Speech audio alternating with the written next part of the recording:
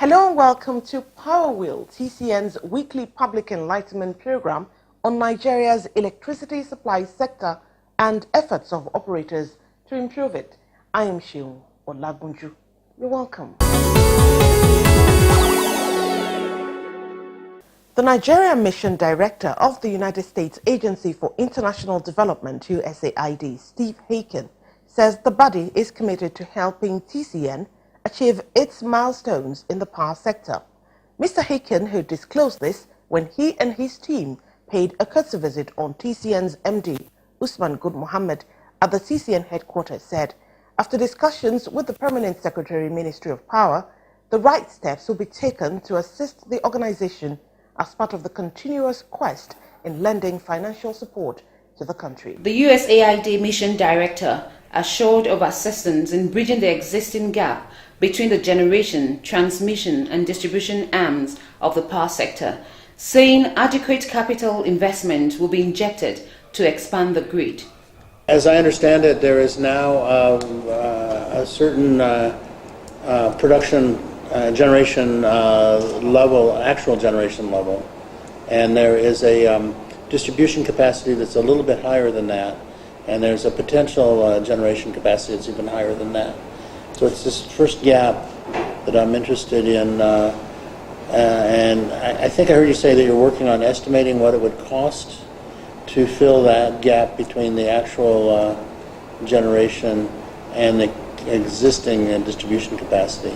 While expressing appreciation for the visit, Mr. Mohammed noted that he is doing everything possible to restructure TCN's service delivery and the role it plays in having a stable grid.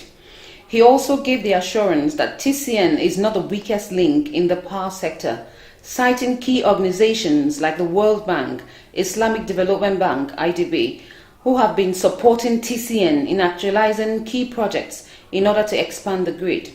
It was very obvious that we had a problem. So this is because we don't have N-1 capacity. So when we came in, we have to look at what should we do. We need to expand the capacity of the grid, and we also need to stabilize the grid. So in expanding the capacity of the grid, we need so that we provide not only N-1, but we provide necessary flexibility for the distribution companies to operate. So what we did was that we look at how do we raise money to be able to expand the capacity of the grid. And there are about 3 or 4 ways that we can raise money. One of the ways is that for us to, we have to use our internally generated revenue to expand capacity. From the World Bank, we have gotten $486 million. From the Islamic Development Bank, we have $210 million. From AFD, French Development Agency, we have 2 projects. There was an Abuja transmission project which has been on the drawing board for a long time, and it has not worked. We have resuscitated that project. We have actually done the pre-qualification of the project, and the pre-qualification objection has been given to us. We are giving the bid to the selected bidders to bid now. So that project has been resuscitated in 170 million. JICA project is supposed to support transmission and transformation problem between Lagos and Ogun State. The project has actually been also on a drawing board for a long time. It was not working. Actually, it was at the verge of being cancelled. We have resuscitated that project. Everything is moving on now. And that project is $200 million. He added that TCN is also working on its spinning reserve and putting machinery in place to ensure grid stability.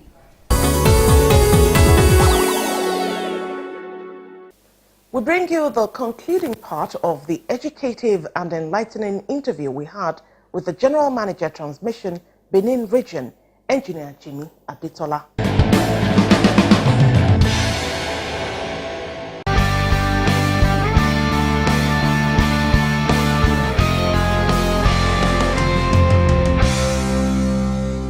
The projection is that just like the interim DCO is having a target of getting to 13,000 megawatts. Presently we are on about 6,000 megawatts, which is even far more than what generation can give us. But we don't want to wait. We want to be ahead of them from time to time. So from here also we have identified some projects which we have discussed with MDCO, which he has agreed that something will be done about it. Like this Ihobo Akure Oshobo double circuit line. The project is about 80% completed. By the time that one is completed, we have an expanded capacity that we can use to evacuate generation from power station. We have challenges. Number one challenge is funding. If government can, at least some of these projects that are near completion, if they can release funds for us to complete it, it will be of good help for the system. Then for us also, it's difficult, we are finding it difficult to really maintain the system, because we have been discussing with management, though they promise that they are going to look into our funding. The funding is not enough to maintain the challenges that we are facing. Mind you, some of these equipments are old equipment, and we have to still keep them running while waiting for new ones to come. That's the area of funding. In the area of environment, we are having encroachment almost everywhere, and it's a serious thing. And this is where we need state government and federal government to come and assist us.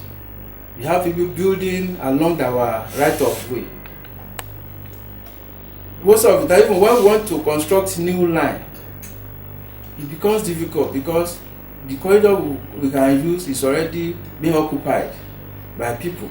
And by normal something, they are not even supposed to be there. Most of them don't have any approval for what they have done, but they are there.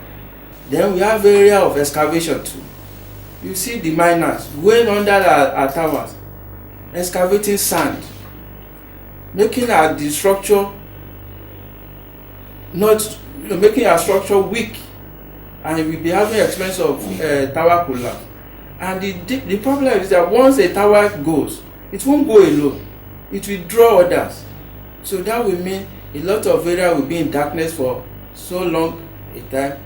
Then the money, the source that we're supposed to use for development, we use it to bring back that collapsed tower.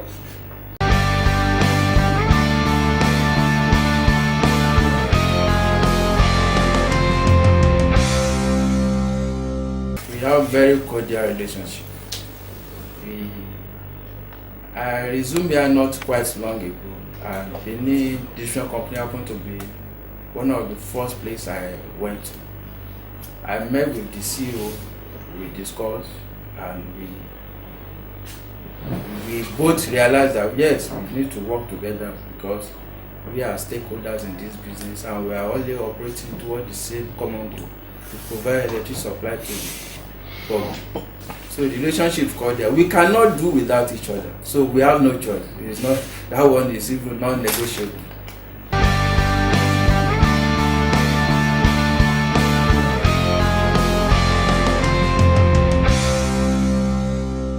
We need to partner with state governments. Wherever we have this, our transmission station, our management should assist us to partner very well with state government. I really appreciate the present MDCO.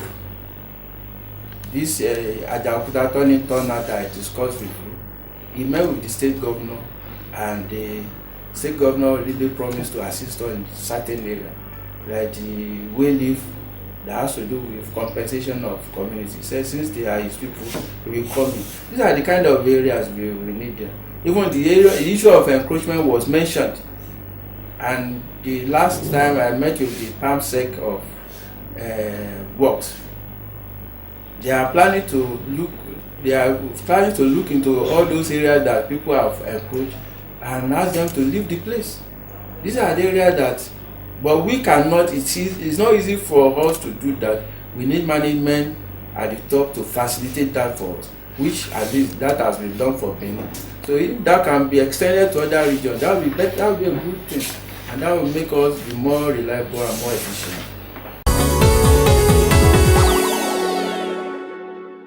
Now, in continuation of our special reports on hands-on information on how electricity is produced, our focus today is on transmission, and our crew visited the Benin transmission region for a tour from where we bring you the electric power flow from generation companies, Gencos, to TCN, to the discos. The General Manager Transmission, Benin Region, Engineer Jimmy Aditola, narrated the flow of electricity from the generating stations at 330 kV and stepped down to 132 kV using Omotosho Power Generating Station as an example, while the Assistant General Manager Operations, Engineer Moshood Tijani, narrated the control room process of panel and breaker controls of the lines. This line we are seeing is from Sapele. You're on the tower. This tower. Okay. This tower you are seeing is from Sapele. Sapele line 1, Sapele line 2. We call this tower double circuit tower. So when you look at one side, you have 3 lines. That is a line. The other side, the other line. That is Sapele. Then the next tower there, you can see another tower far from there. This other side is the third line from Sapele. Let's take the one by double circuit. Campus transformer step it down from 330 to 132. Then 132 now comes to our 132 kV transformer, 132 kV transformer. And these are the ones that now feed our distribution companies. You can see the branch, the sticker. At 30 kV side you have higher current but lower voltage. Higher current. Lower voltage, yes. It's just to ensure that we don't have using for some of these so all these ones that we are seeing are the 30 kV circuit breaker feeding to our distribution company. Yeah, so this is one, this is another one, that is one. You can see so many of them there going to our distribution company. So some of them go directly to their consumers, some goes to their injection substation where they also step it down to level case depending on what they want to do. But this is just the way we do how we collect power supply from power stations and how we now send it out to distribution companies. We control feeder panel. Supposing there is a fault on the line or material to carry out a job, so we can isolate the breaker. Instead of us to go to the switchyard, doing manual operation, it can be done automatically from this. So you just press the button, the breaker will open. And whenever there is a fault on the line, the alarm will indicate which of the feeder that tripped. Based on that alarm, audible alarm will come up and indication will also come up. So we know the feeder that is operated, and from there you can actually get information what that caused the tripping of the line. If it is a minor fault like overcurrent, we can try the closure. But if it is something that has to do with major hard fault and the quantity of the current involved, so we need to think twice and invite maintenance to analyze the fault for us before we do trial the closure, so that we not be able to close the line to fault. Damage the line. And damage the line. So this is what they are meant for. Thanks for staying with us, and if you just joined us, this is Power Wheel, a weekly focus on the power sector by the Transmission Company of Nigeria, TCN. The program continues shortly.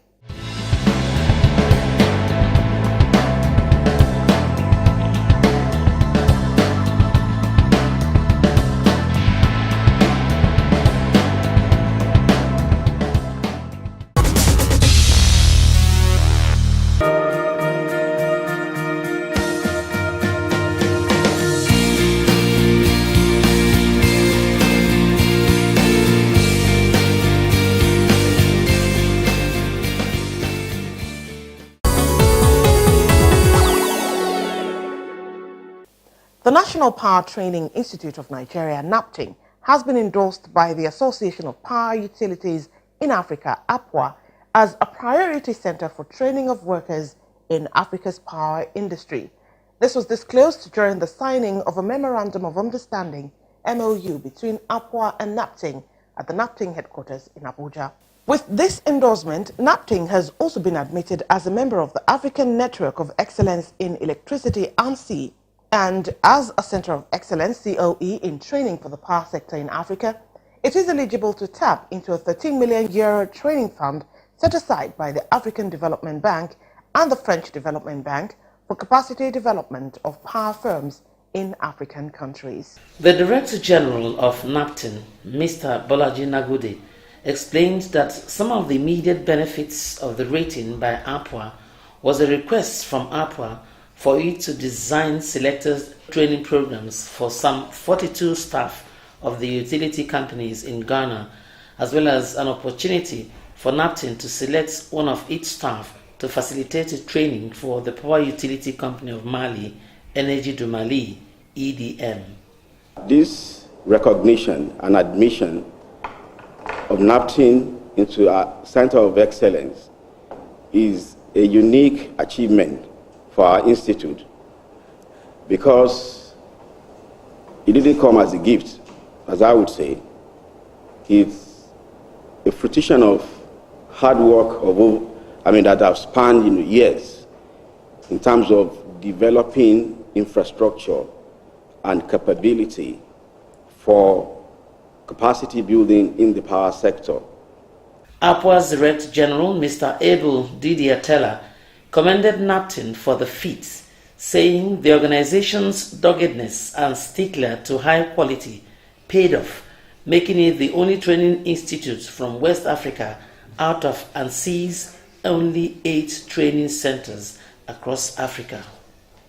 When we pass through all the criteria we present to the board, so they return the new centers, and the NAPTIN is the only in his kind because all the other centers of excellence that we have are cooperated. They are part of utility. In Egypt, in Cote d'Ivoire or South Africa, Morocco, they are part of the utility. But NAPTIN is only in its kind with a corporate act different with his board. So we are very proud that we went beyond what the project is saying that we must pass through. As a member of ANSI, NAPTIN shall have the benefit of sharing knowledge and best practices with other training COEs in Africa, expand its course offerings, attract foreign direct investment through training patronage from other African countries, upgrade its training facility, and increase the quality of its training in harmony with international best practice standards.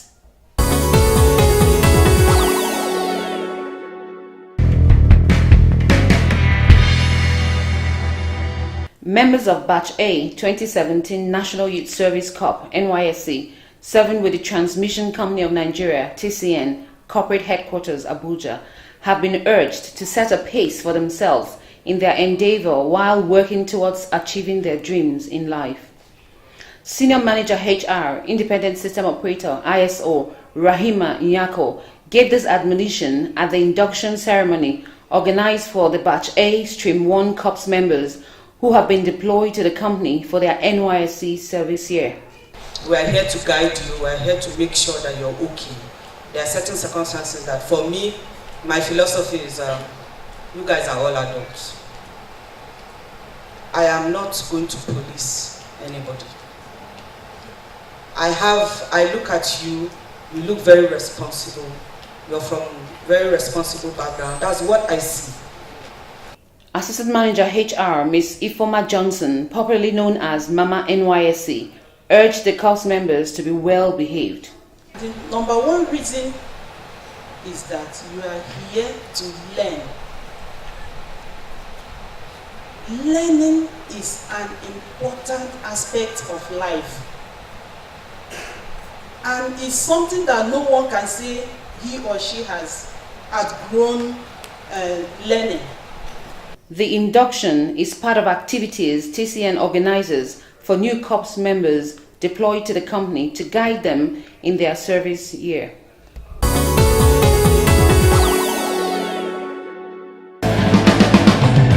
If in 1 month we are not at a distribution facility, we are at a generation facility, or we are at a transmission facility, and we are opening up those assets so that people of that community, people from other communities actually know that it is from this substation that energy is reaching my business or my home. And that knowledge will ultimately help overcome many of the challenges. It will help strengthen our hands in terms of campaign against vandalism. When people begin to know that this transformer, this line supports my home, I will protect more.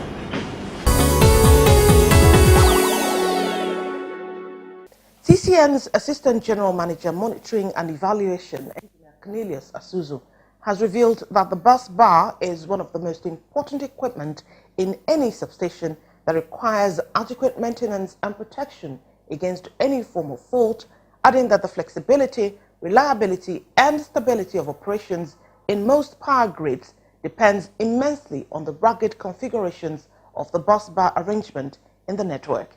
He disclosed this during the bi-weekly technical paper presentation entitled Busbar Arrangements in Substation Design and Existing TCN Models. Engineer Asuzu explained the variables through which a busbar can be identified. Busbar is defined as a single conductor or a group of conductors connected, used for connecting electrical energy from the incoming circuits and bringing them to outgoing circuits. In conclusion, the stability of operation moves power depend immensely on the rugged configuration of the Busbar network. The complete breakdown of the entire section, entire bus system in any substation will result to a complete power shutdown of the station. Therefore, in Busbar design and construction of any substation in power generation, transmission, distribution, high degree of compliance to Busbar materials and component specifications to international is as safety guidelines and environmental conditions must be strictly observed and followed. How is the rating of the existing breakers when one breaker is out is going to behave? In a segment, for example, assuming the load in feeder 1 and 2 is very small,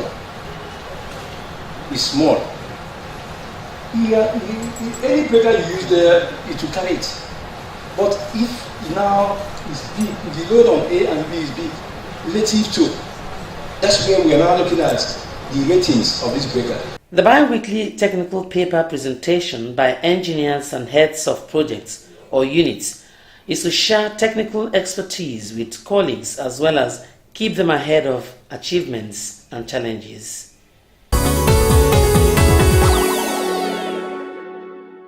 That's it on Power Wheel. Please join us next time. You can please subscribe to our YouTube channel, TCN Power Wheel, to watch this and other episodes of the program and to get updates. We're also on Facebook, Instagram and Twitter.